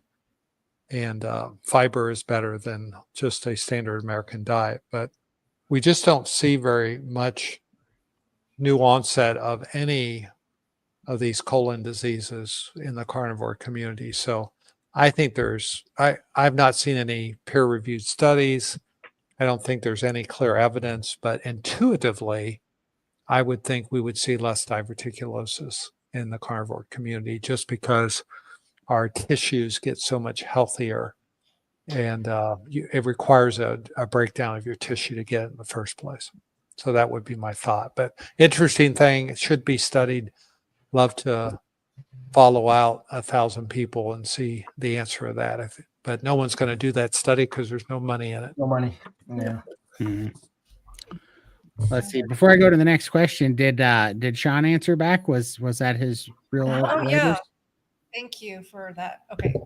Oh yeah. Let me see what Max says. I need to know if I'm spreading fake news or not. I hope so he says, this is what Max texted me. Yeah, he told me last time he knows JD Vance and he knows Trump. Oh, that little thing. That's all. So he didn't confirm that he's in the cabinet or right. Yeah, I don't know if he's able to ask him directly. Maybe he's not at his house right now, but I thought he was. Anyways. All right. Next time. Charmaine, hello. Advice on gaining weight on carnivore. I am already eating 3 times a day. Okay. We've had this question actually a couple times on our lives, but let's just quickly summarize, Adek and I, on how best to gain weight on carnivore. I would say utilize the dairy, eat a lot of cheese, raw cheese. I see a lot of people who want to gain healthy weight even utilize heavy cream. Some people even use milk, especially those who want to do more bodybuilding type routes. They actually utilize milk a lot in that community. Raw milk is obviously best. Adek, any ideas? No, that, and yeah, if you can add more meals to your day, that'd be good. And you focus on high fat, all of it, butter, fatty meats, and that kind of stuff. That will make the help. And it takes time because your body is actually going to go to the ideal weight. It's just as a long road as weight loss or fat loss. Gaining weight is also very hard. So take your time and be patient with that. Perfect. Let's keep going. Susie, does anyone get their cholesterol checked? I had a heart attack, 2019, right side 100% blocked, 2 stents, left side 65% blocked. Cardiologist did nothing. Insurance needs it to be 75% to cover surgery/stents. Dr. Phil, if you don't mind. I think we need to tell them how soon is that video coming out, because we just did an interview yesterday where I talk about how to tackle regression of blockages in your arteries, and carnivore is a great way to do that. So taking a 65% lesion, you want to do 3 things. One, you want to be on an anti-inflammatory diet. Check carnivore. You want to be walking 7,000 steps a day, and you want to watch our video that is coming out. That's going to be released. Coming out soon. This is a case where a statin might be indicated for you, depending on where your cholesterol numbers are. If your HDL is 80 or more, you probably don't need it. But in this new video interview I did, I talked about what's called the pleiotropic effects of statins, which have nothing to do with their cholesterol lowering, but have a lot to do with plaque regression. And I give the evidence and discuss a huge peer-reviewed article that took 76 studies and looked at all the data, and it's all going to be available for you with an attachment where you can look at summary of all 76 studies and make a quick judgment for yourself what you want to do. But I explain how all this works out and give you some information so you can discuss with your doctor. Fantastic. Yeah, video will be out. You guys will all be notified as long as you subscribe, turn on bell notifications. And it's right below this live stream. You can do that. A couple more questions and then we will wrap up for tonight. We do have Dr. Chafee coming into the Steak and Butter Gang, and I do want everyone to take a break and eat something. Okay, Tabitha. I did carnivore and ate carbs and started getting panic attacks and anxiety to a point where I could not even function. So, Wow. so she did carnivore and then when she ate the carbs, then the panic attacks came on strong. Wow. Yeah. Wow. That's scary. So with carnivore, that's the thing. So once you go, I want to try to say it without scaring anybody. Once you go carnivore, it almost reduces all the noise in your body eventually. And when you add in even the slightest, it hears it loud and clear. So any pain, I mean, your pain was screaming beforehand, except there was so much noise everywhere that, what's another one, right? But now everything quieted down, so everything sounds extremely loud. So yeah, I definitely can see that. And your panic attack. So mine is not panic attacks that I get after I eat when I've tried it back in the past and I've had some, like one carb meal. What happens is that all my bones would ache like I'm an old person, and then I would have to. I could barely get off the couch. So and it would last 5 days. So you'll notice that if you get right back on it, that it's going to take some time, probably like maybe for you 5 days also, just like me. And then once it clears out, you're good until you touch another carb. Wow. Look at this comment. Do you think this is true, Raymond? Once you go carnivore, you can't go back? See, that kind of comment is actually very scary because a lot of, you can imagine, right? It's like, oh my God, you mean I can never have like a threat XYZ anymore, right? It's almost like a threat, right? So I don't want to scare people off, but when you feel that good, it's tough to go back. And I know I've known some people that does it regardless. I knew one she was dying. And she went and she felt, and I mean, like she had everything ache, everything. And she went to carnivore, it stopped aching. She still had little problems here and there because she couldn't get rid of her diet soda. And then she's like, screw this, I'm going back. Because if I'm going to die, I'm going to die happy. Oh, wow. And she was willing to go through that pain, which I'm like, how happy are you with all that pain? Yeah, So I think that's the problem. I think misunderstood what happy is, but sounds like carnivore is the mafia. Once you're sworn in, there's no only one way out. You'll get tortured. Okay. You'll get tortured. So let me answer this from a physiologic standpoint. Yes. You can always go back to any diet that you want. But when you eliminate lots of things from your body that's putting havoc on your body and you reintroduce them, don't be surprised if you feel what a impact they are. And I always tell the story of my 95-year-old dad that I put on carnivore for elimination diet last year. He had polymyalgia rheumatica, which is an autoimmune disease called PMR. And he had been on prednisone for 30 years. Wow. So he's 95 now. And he went on carnivore, and he didn't want to be a carnivore. I just wanted to use it therapeutically because most PMR burns out after a few years and you don't have to take prednisone. But as you know, long-term dose of prednisone every day for 30 years causes thinning of your bone, causes obesity, causes all these weaknesses of the muscles, atrophy of the muscles. So he was having ill effect from the low-dose prednisone he was having. So he was seeing the results I got from carnivore, and I got him to go very, very strict carnivore for 60 days. He felt great on it. And then we began introducing one new food a week.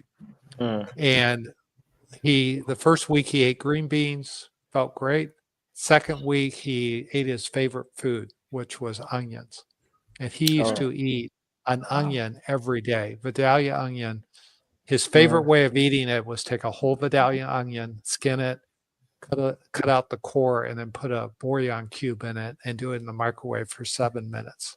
And he'd have this sauteed Vidalia onion, which he would slice.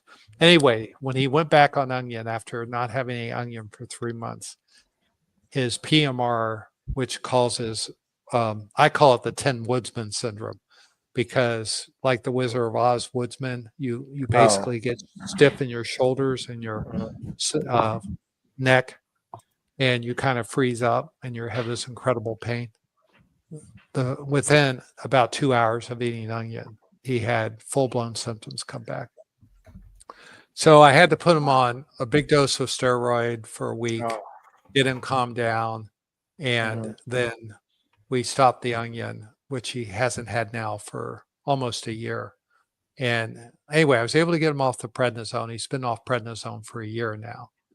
I mean, he's in great shape. I was just talking to him today. And I said, has your PMR come back? He says, no, I haven't had any symptoms for about 9 months.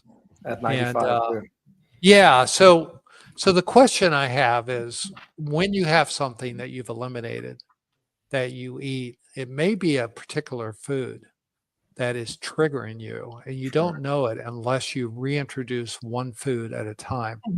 And I would encourage anyone who goes to the work of being carnivore, don't just go back to eating what you ate.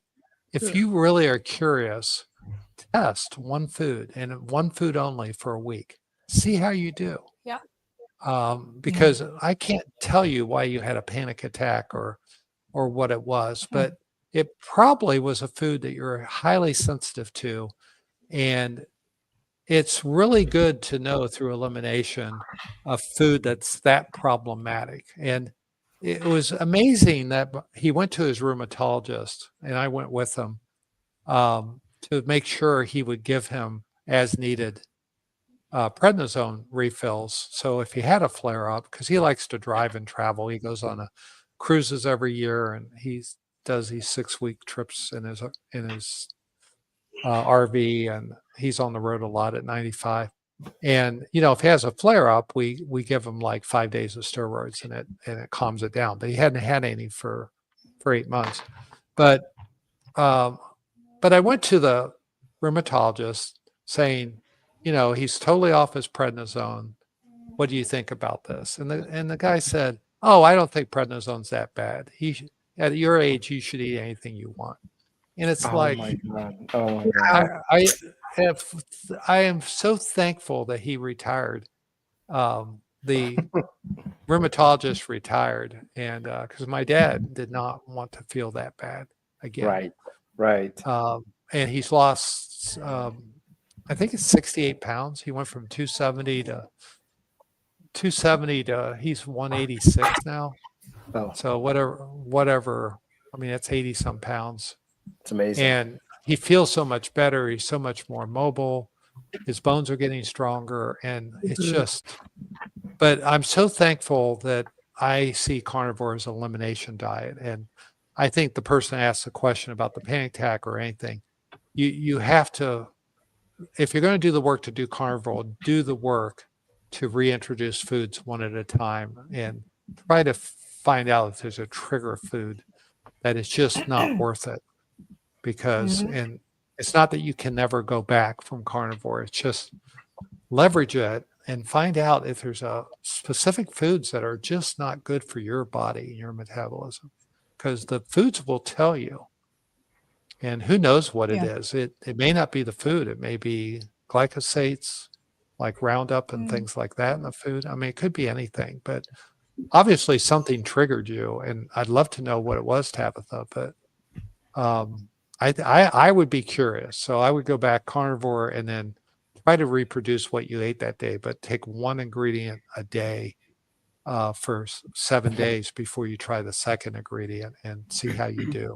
Because I'd love you to pinpoint what, is there one food that you can avoid that will stop you having panic attacks? That would be worth a mint in my book. There it is. It's called a steak. That works too. Well, great tips. So keep us posted, Tabitha and Tabitha. I wanted to ask everyone in this live stream a question. So after going carnivore, because we talked a little bit about what does it mean to be happy, after going carnivore, do you feel like your happiness and your joy was sucked away from you because you don't get to eat certain foods anymore? Yes or no? And this is for everyone in the live stream right now and also watching the playback. Put your answer in the live chat or in the comment section. I'd be curious to know what your thoughts are on this. And that's a great question, Bella, by the way. Great question. Well, what's your answer, Raymond? Well, I mean, I've never been happier. I was miserable before. But here's the thing, right? I didn't realize how miserable I was because that was my standard. When I went to carnivore, I'm like, wow, this really exists, It's like, so, I mean, I never realized how bad off I was. Right. Yeah. But yeah. No, I'm wondering, your question is about the food that you're missing. That's the happiness, or like how you feel happy, if you're feeling happy. Well, I guess happiness is different for everyone. Yeah, what the true. definition is or what it feels like to each person might be different, because I just asked that question after hearing Raymond's client story because I was honestly quite shocked, Okay. Your client who said she feels she'd rather die happy drinking Pepsi and Coke and eating carbs. Mhm. Yeah, I I mean, was sad by that too. yeah, to me, if that's the case, then it's your addiction's making you, Yeah. you enjoy being high, basically. Like what I found out is when I got on carnivore, I'm way happier on carnivore because my health is making me happier, and I think it's a problem if your food makes you happy, like happy with a feeling and not happy with health. I think that's a problem. That's a good one. Absolutely. Good point. Phil, did you want to chime in? Yeah, and I just wanted to say, yeah, I don't have any pleasure from food anymore. It's just I just eat for fuel, and I just realized sitting here when you mentioned, well, maybe these guys want to eat. I realized, gee, I ate at breakfast this morning at like 5 a.m. I haven't had anything to eat all day. I kind of forget. Like I'm not hungry, so it's just so funny because food has become such a non sequitur in my life because I love doing everything else about living, and that's what Raymond and Bella always talk about, food freedom. And it took me a while to get that, Raymond, but I understand it now. I mean, it's great to not be a prisoner of thinking about food all the time. It's just like changing out the batteries, isn't it? Yeah. Changing out the batteries. Okay. I'm sorry, Adek, I interrupted you. Oh no, that's all right. No, I just wonder, just thinking when if you've come from like a distorted eating behavior. For me, this was like, oh, finally I can eat. I mean, I starved myself for about 33 years, and now I can eat. That made me really happy as well. So that part is not even about the food itself. I mean, I enjoy it very much, but doesn't make me happy. It's just allowing myself to eat, and that really made me very happy after struggling for so many years. Yes. I want to hear from Lindy. Yeah, no, well, I obviously ate for comfort. I had a lot of things going on in my life, and food was my comfort. It was there to try and fill that void that I had inside me, but it never worked. I was always had that void there, no matter how much I eat. So I was always searching for the next fill to try and make me happy. So I never got the happiness from eating the food, and I ended up, 800 pounds later. So Carnivore has given me that food freedom. I don't need food to give me that comfort anymore. I don't want to go into that spiral that I was in before. So it actually scares me to even think about, having the snacks and all that kind of stuff, because I know I'm addicted to that comfort feeling and trying to fix myself, but food is not the answer for me. So you have to be sort of careful with that kind of thought process as well. So I know food's a big trigger for me, and I eat to live, not for happiness. Yeah. Good. Right. You live, you eat to live, not live to eat. Yeah. Thank you. You do live for happiness. Yes. Everyone knows what I mean. Right. No, I get it. Yeah.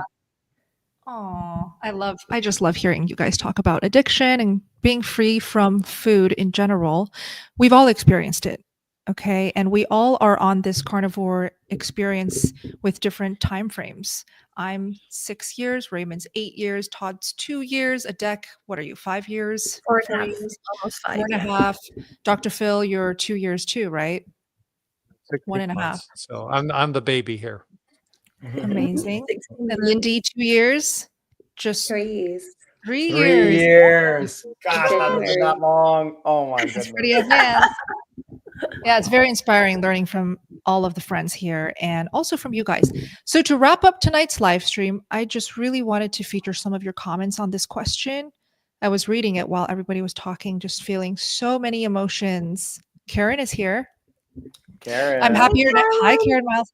I'm happier now, but I did miss foods at the beginning. Totally normal. Once you get over that hump, you feel the food freedom. Feeling good from Ruby. Feeling good makes me happy. Carnivore makes me feel good. Love it. Feeling good makes me happy. Aw, Jesse, I absolutely love these Friday night lives. We do too. Yay. I look forward to them weekly. Dr. Phil too. Yes, we love Dr. Phil. We love interacting with you guys so much. Ask. No, but it's a process of seeing food as nutrition and not a source of happiness. Facts. Tina, it wasn't and isn't always easy, but I feel too good to go back to eating everything and anything. Yes. Alyssa is here. Hi, Missy. Carnivore got me off antidepressants and anxiety medications. Bravo. Totally has given me my life back. Yes. Congratulations. Sherry, Carnivore hasn't made me feel that much better. Okay. You see, we recognize that there are some people that just need a little bit more time, more vitamin P for patience. But you got this. And more butter. And more, or bone marrow for her in her case. Yes. Okay. Bone marrow. That's right. The Lawler family's here. I love that I don't think about food all day long anymore. Oh my God. Absolutely. That was a gift True. right Not a there. single time do I think about food. After eating, it's over.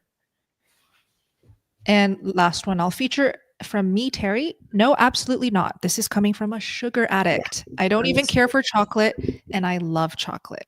That's powerful. No longer addicted. Congratulations. Yeah.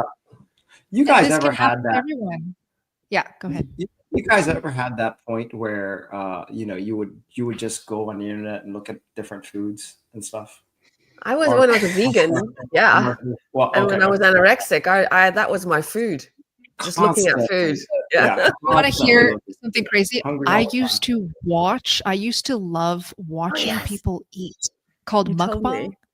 me. It's a whole yeah. Korean content category where Koreans will sit in front of a table of just it's a feast, and they film themselves eating the food. And I would be so hungry all the time on a vegan diet that all I can do as a hobby is watch those videos. Mhm. Like how crazy from going from a life like that, my free time, I spend it like that, to now helping others heal on a carnivore diet. I'll take this life any day. Yay. And that's because carnivore. Yeah. So there's probably a whole community of people out there, Bella, that watch you eat Yeah. on Instagram. That's true. That's right. That's how I found you, Bella. I mean, Oh my gosh. That's probably why they were looking for that. You probably have Insta stalkers out there by the droves. Isn't one of those Bruce Lee movies say that the students become the teacher? yes. Oh my. That's funny. Wow. I found a better way to use this content, this famous content, to create community. Yay. Yeah. Yes. What does that mean, Tim? That's why Asians are short. What does that mean? Because they don't eat. They don't have good quality Because nutrition. Bella's not short. Right. No. Right. Bella is not short. I'm actually 5'10", guys, Taller if you than don't know. Uh, Yeah. So when I go to meetups, for example, I met all of these people at Hack Your Health for the first time in person. And we got so close during that convention. And the first thing everybody would say to me is, "Oh my gosh, I can't believe how tall you are. I thought you were so small. I thought you were so short." But I'm 5'10". That's 178 centimeters. So for those who are international, that's pretty tall, right? For a woman. Yes. Yes, it is. Yeah. It is. Definitely. Yeah. Yeah. And I'm tall because I drank the most milk when I was a kid, and I ate the most meat when I was a kid. I'm the tallest. in my There you family. go. Yeah. Cool. Awesome. That's awesome. Okay, guys, thank you so much for a wonderful, wonderful live stream. I love you all so much. I look forward to this every single week. Now, in addition to the NSV parties that we hold in the Steak and Butter Gang, those 2 hours in my weeks are my favorite. So if you guys are here in the live chat watching the playback, needing a little bit more support, if you fell in love with any of these amazing stories that I featured tonight, any of these friends, you can interact with them. You can connect with them. You can get the help that you need in the Steak and Butter Gang. And Todd, thank you for putting the banner up. That's the URL, sbgmeetup.com, or check out the links down below in the description box. Anything else, Todd? Did I miss anything else? Just Hack Your Health. We're heading to Hack Your Health in November of 2025. Right. In the description of this video on all channels, the Hack Your Health link and a coupon code, capital letters, all capital letters, Carnivore gets you $100 off.